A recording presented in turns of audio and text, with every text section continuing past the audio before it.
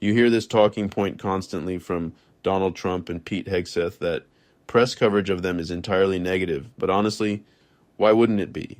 You haven't given us anything positive to report on. They're convinced they are perpetually under assault, undermined, or exposed by journalists, and that everyone is lying about them. So rather than actually trying to do their jobs effectively, they've decided to bully their way out of this situation, scaring reporters away from covering them, banning them from the Pentagon, and Donald Trump's most recent move, doxing journalists and attempting to prevent them from covering his disastrous White House. But it has completely backfired as Donald Trump has been forced to remove this attack. We are going to break down all of it as Carolyn Levitt and everyone else in the White House communications team panics. Now, before we dive into what Donald Trump had to delete, I want to begin with how this whole thing started, and it is Pete Hegseth's furious assault on anyone willing to expose the criminality at the Pentagon and Donald Trump backing him up. But Mark Kelly is responding right here. You mentioned that Pete Hegseth should be held responsible. You mentioned that you would not answer the call if you were ordered to do this. That was the gist of the video that you and 5 other members of Congress, who all served in various capacities in the military, put out there. You said, our laws are clear, you can refuse illegal orders. That video, I don't need to tell you, sparked a lot of outrage from the administration. Yes, they launched an FBI investigation. Has the FBI knocked on your door yet? Have they asked? Well, first, let me start by saying we said something very simple and non-controversial, and the President of the United States said, hang them, execute them, prosecute them. In my case, Secretary Hegseth said, prosecute him under the Uniform Code of Military Justice for, by the way, reciting the Uniform Code of Military Justice. It's obviously ridiculous. But this is an attempt to silence me, to get me to not hold this administration accountable. We have a president who doesn't understand the Constitution, who installed an unqualified Secretary of Defense.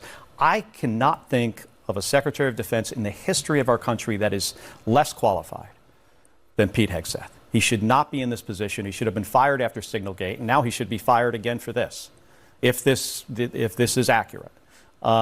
So he's not going to get me to back down. But what he is doing is sending a very chilling message across our entire nation, not only in the military, but the civilian workforce. Who's going to speak up and say anything if they see something that's unlawful or see something waste, fraud, and abuse? Why would anyone speak out if they can go and try to prosecute a U.S. senator? Is it happening? Well, I don't know. I mean, I was notified. I was notified about this through a tweet, the same tweet that you saw. And that demonstrates how unserious this administration is. They care more about the publicity about this than the process or the law. I haven't been notified by the Navy. By the Navy or the FBI? So no court-martial? We got something from the FBI, but the thing we received from the FBI, just like the president saying that we should be hanged, the thing we received from the FBI is more intimidation. What did it say? Well, it just said there was no point of contact. It had something about coming in for an interview. And the question here should be, why did the FBI decide to do this? Or do you think maybe the president told the FBI director to go after these 6? Mark Kelly has shown something that Donald Trump and Pete Hegseth simply cannot comprehend, which is genuine strength and conviction. And this isn't the first occasion we have watched Hegseth go on an absolute rampage against anyone willing to call him out over his criminality, over his incompetence. It was just a month or two back when we saw Pete Hegseth announce sweeping new restrictions on what you could do in your coverage of the Pentagon, and even Fox was unwilling to submit to Hegseth and accept the new guidelines for reporting, if you can even call it that, under his leadership. And it is because Pete Hegseth, much like Donald Trump and his attacks on the media, wanted you to think that the leaks emerging from the Pentagon were coming from the press, that journalists were finding classified documents, cracking them open, taking screenshots, sharing war plans, that they were trying to sabotage his tenure as Secretary of Defense. But that's not accurate. The press was reporting on Pete Hegseth leaking information. Pete Hegseth's own staff saying how incompetent he was. That is not a national security issue. That is just Pete Hegseth being a failure. What is a national security issue, though, is the war crimes that he is currently committing, the rampage that he is on, Pete Hegseth's complete and public meltdown, which is why Donald Trump and him both have now launched an attack on the press that they had to walk back because they already messed it up. White House forced to correct childish anti-media site. The White House has launched a new webpage aimed at tracking what it calls media bias and inaccuracies, which itself contained inaccuracies. The new media bias page went live on Friday, with the White House claiming it would help to expose fake news. Tired of the fake news? We've got the place for you. The official White House Twitter account wrote, "Get the facts, track the worst offenders, see the fake news exposed." However, the site was briefly taken down before reappearing with alterations. In the update, Fox News was removed as an offender after the White House incorrectly attributed questions asked in a press conference to a Fox News reporter. Fox News asked the White House to correct it, and now there's a 404 error where the page once was. Washington Post media reporter Scott Nover wrote on Twitter, "As you can see, the White House had to take down their media bias page. This is Donald Trump and Pete Hegseth's strategy. They want to discredit the press. They want to bully them out of coverage because they're not going to fix their failures. And they don't want to stop committing war crimes, so of course it's going to continue. But how humiliating to have a page on media inaccuracies and then not be able to identify who asked what question. This White House is falling apart. I'm sure this was a Carolyn Levitt idea, and then she panicked that she messed up and hurt her friends at the Fox Propaganda Network. Donald Trump and his team having to remove this is just humiliating. But launching it in the first place is humiliating as well. I would say to the press, shouldn't this be motivation to ask tougher questions? I don't feel like the White House press corps has lived up to its responsibilities under this Trump administration.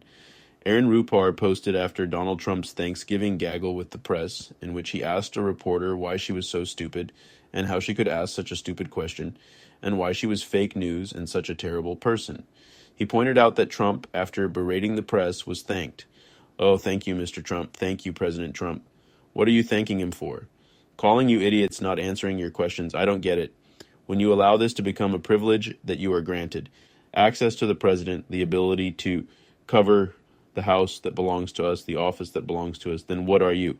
You're beholden to him." That's what Trump wants. That's what the AP attack at the beginning of this year was about, when they refused to call it the Gulf of America. And Carolyn Levitt said, "It's a privilege to cover the president." Sure it is. Not just anyone can walk into the White House press room, but to pretend Trump decides who gets access based on who has made him happy and properly thanked him is a disservice to journalism entirely. I don't think you should ask tougher questions because Trump was cruel to a fellow reporter. You should ask tougher questions because you should ask tougher questions. The media has failed to do that. I see them beholden to this administration in a way that wasn't the case before. It scares me. If this becomes normal, if we grow numb to it, if you can only ask Trump what he likes, sure, they still ask about Epstein, but it's rare. They ask about his health, but don't really cover it. There's no conviction, no follow-up questions. We can't have that fear. We have to keep pushing back on everything, including Trump's attacks on immigrants, which Robert Garcia was calling out here. First, it's important to remember that these Afghan refugees and many others have in our country because of their actual service to keeping our country safe and our national security. And this idea that we're going to turn our backs on people and families who worked to keep our military members alive, who worked to ensure that our national security interests, that our interests, whether it relates to diplomacy, to building influence around the world, that we're going to turn our backs on them at this moment, all they have done is so un-American and against the values that we have strived as a country to uphold. And we also should remember at this moment, this country in large part was built by immigrants. Immigrants built this country. They've contributed, they continue to. We have been a country where the best and the brightest from around the world come here oftentimes, whether it's to go to university or to work, where people come here to give their labor, oftentimes taking jobs that other folks don't want to do. And so Donald Trump is doing exactly the opposite of what he should be doing. Everyone in this country right now, of course, is mourning what has happened as it relates to our National Guardsmen and the horrific life that's been lost. We can all agree that it's horrific, and this instance needs to be fully investigated. We need to learn from it, and move forward and make any corrections that we may need to make. But let's also remember this is someone, the person that committed this horrific act was someone that worked with the CIA, that clearly went through intense vetting. So let's get the facts first, and let's not demonize our immigrant, migrant, and asylum population.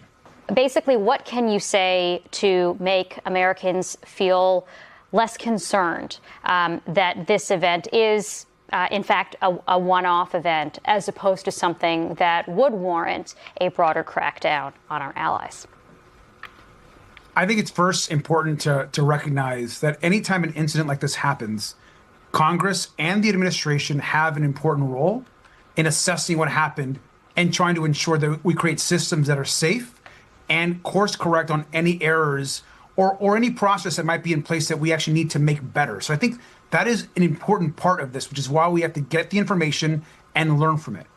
At the same time, we have to remember that there are bad people in every profession, at every level of government, in the military, in our schools, in our hospitals. And so we're always going to have people that do horrific things.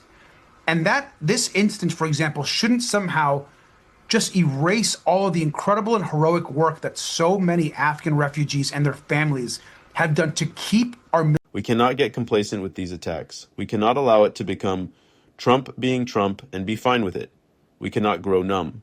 We have to continue to call it out. If you made it to the end, drop a blue heart in the comments. Keep on fighting. Don't let them silence you. Until next time.